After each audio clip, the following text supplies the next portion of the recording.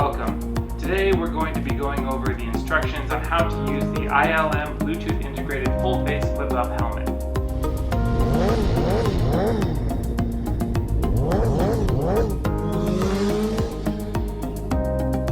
The basic operations of the helmet are quite simple. On the outside, you have several air vents. Each of these air vents is opened or closed simply by pushing or pulling the tab forward or backward. For instance, this tab, I can push it forward to close it, pull it back to open it. As well as here in the front, I can pull this front air vent up to close it or down to open it. Opening the visor is equally as simple. Simply grab the tab located on the front bottom edge of the visor and pull up. To close the visor, simply grab the same tab and pull down. To use the full face flip-up features of this helmet, it's very simple. Put your thumb underneath the front edge of the chin of the helmet, push in the button, and then pull, and the helmet will flip up. To flip the helmet back down, simply grab the helmet in the same place, pull back down until you hear a snap. Now the helmet's locked back in place and you're ready to ride. Now let's go over how to change the visor of this helmet. To change the visor, first open the visor all the way.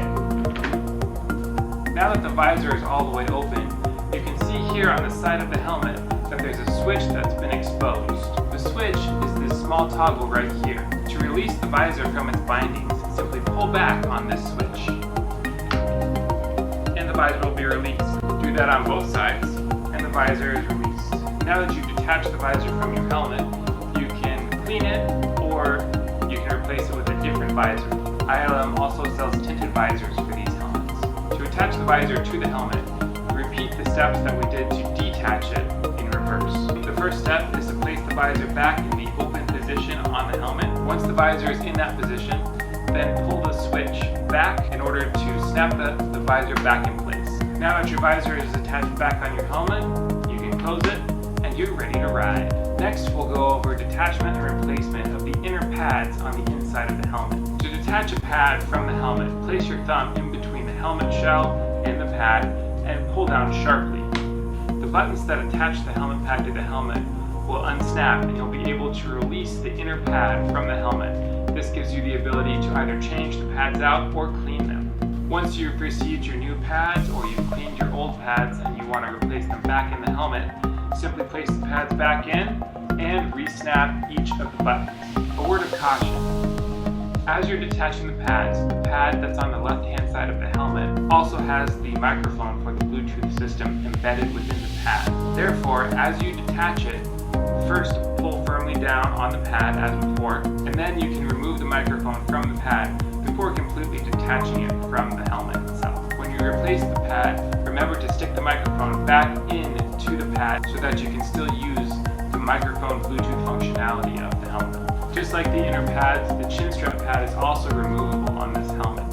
To remove the chin strap, grab the chin strap by the edge and then push towards the outside of the helmet while you rotate it towards the inside of the helmet, and it will pop right out. Reverse that to put it back in.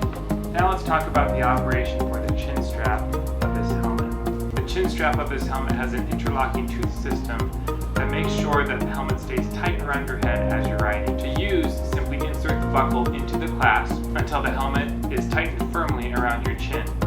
To release, simply pull the red tab. If the tooth part of the locking mechanism breaks, a replacement can be purchased online.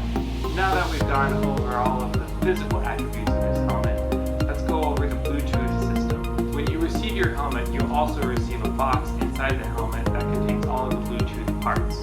You'll receive an instruction booklet, you'll receive the battery and Bluetooth receiver, you'll receive a wall charger, and a USB cable in order to charge your Bluetooth unit. This Bluetooth receiver is incredibly important because it contains both the battery and the sender-receiver unit. This way, if the receiver ever breaks, it's very easy to purchase a new one, remove the old one from the helmet, and place the new one inside the system. That way, you don't have to replace your whole helmet. To place the receiver inside the helmet, first flip the helmet over. Now that you can see the bottom of the helmet, pull the red tab at the back of the helmet to expose the Bluetooth receiver location.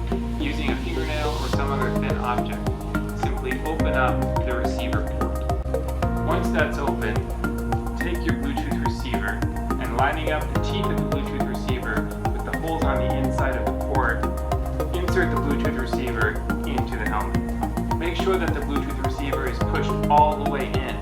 There should be no part of the receiver that's sticking out of the hole. Once the receiver is fully inserted, you can then replace the cap on top of the port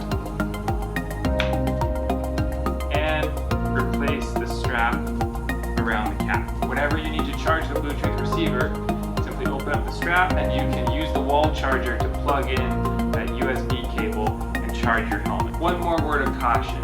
If your receiver ever does break and you need to remove it from the helmet, you can remove it using this small handle here. However, the handle is not overly strong. So as you bring it out of the hole, it's great to have something that's thin, strong, but also very wide, like a butter knife. If you try and pull it out with something like pliers or tweezers, you risk breaking the handle.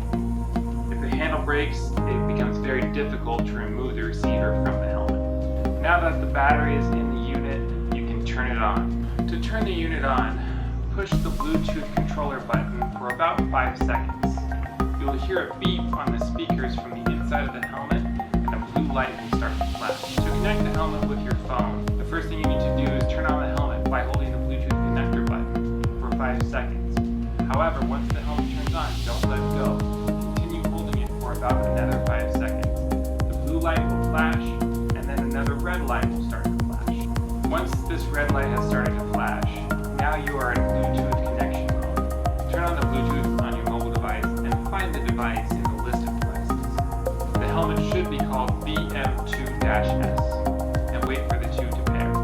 Once your cell phone is paired with your helmet, you'll hear a double beep from inside the helmet speakers. Now you can listen to music, you can listen to radio, and you can even take calls while you're riding. To listen to music, select your music app, start the music on your phone. The music will play through the speakers inside of the headset. To listen to music on your phone or mobile device, simply start the music on your device. Once the music is started, you can adjust the volume by pulling back to raise the volume or pushing forward on the Bluetooth controller knob to lower the volume. To pause the music, simply hold the Bluetooth controller knob all the way back or all the way forward for about 2 seconds. This will pause the music. To resume the music, simply repeat that action. Now we're going to talk about how to connect two helmets together. The first step is to disconnect your helmet from all other Bluetooth devices. This means either turning off other helmets that your helmet has been connected to, or turning off Bluetooth on your mobile device. Simply turn both helmets on and put them both into download mode by holding the Bluetooth controller knob for about 10 seconds. Once both helmets are in download mode, push the Bluetooth controller knob on one of the helmets. The helmets will search for each other and find each other automatically. You should hear a beep in both helmets. Now that these helmets are both connected, you can use the walkie-talkie mode to speak between each of the units as you ride down the road. These helmets have the ability to connect 3 helmets at a time. To connect 3 helmets at a time, first turn all of the helmets off and remove any other Bluetooth devices. Then connect helmet 1 and helmet 2. After connecting helmets 1 and 2, turn them both off. Then connect helmets 2 and 3. Once helmets 2 and 3 are connected, turn them both off, and then connect helmets 1 and 3. Each helmet is connected using the exact same method, holding the Bluetooth control knob for about 10 seconds as you turn the helmet on to turn it into download or connection mode, and then simply pressing the knob one more time in order to have one helmet search, find, and connect to the other. Once all 3 helmets are connected, turn your helmet on by holding the Bluetooth controller knob for about 5 seconds. While 3 helmets can be connected simultaneously, only 2 helmets can be speaking to each other at one time. This means that you need to toggle between the other 2 people in a conversation. To toggle, simply hit the Bluetooth control button once to speak to the first helmet connected, or twice in quick succession to speak to the second helmet that was connected to your particular helmet. Your phone can still stay connected to your Bluetooth helmet while connected with the other 2 helmets. You can also receive phone calls while using this helmet, even when connected with all of the other helmets. This means that if you don't want to listen to the conversation of the other 2 in the group, you can toggle from walkie-talkie mode into Bluetooth mode with your cell phone by hitting the Bluetooth controller once. If you receive a call while your phone is connected to your helmet, simply tap the Bluetooth controller knob once to receive the call. When you want to finish the call, tap the knob again. This helmet also has 3 color choices: matte black, white, and red. And that's all for this instructional video on the ILM Bluetooth integrated full face flip up helmet. I hope this has been helpful for you. If you have any comments or questions, please feel free to contact us. And as always, ride safe.